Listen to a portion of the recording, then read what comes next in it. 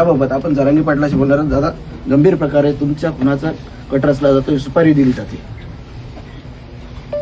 नाही, हे सत्य आहे. हे कट शिजला गेला, हत्या घडून आणणं किंवा घातपात करणं गोष्टी आता सगळ्या उघड होतील. आपले जालना जिल्ह्याचे पोलीस अधीक्षक साहेब स्वतः त्याच्यात लक्ष घालून ते तर दूध का दूध पाणी का पाणी होईल ते नाकारता येणार नाही.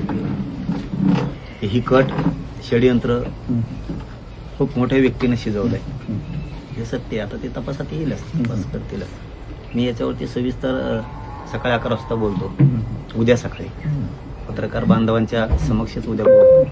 मी जरा ऐकतोय त्या पुरावे जे आहेत ना ते रेकॉर्डिंग अमकं तमकं ते थोडं ऐकतो, म्हणजे लक्षात येईल काय. पण बाळ, तुला सांगतो, तो लय चुकीच्या ठिकाणी हात घातला, एवढं लक्षात ठेव.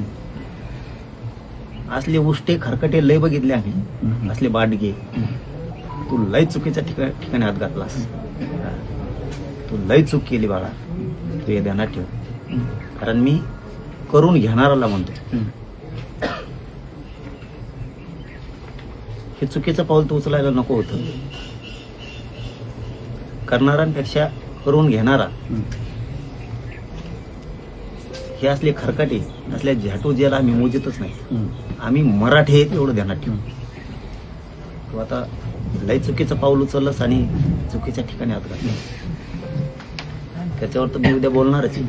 मी आज बोलणार नाही, फक्त मराठा बांधवांना एवढंच सांगतो, मी यांचे पाठ पुरायला खंबीर आहे. तुम्ही फक्त शांत राहा. यांचे पाठ पुरायला मी खंबीर आहे. बघू अंतिम नाड्याला आल्याच्या नंतर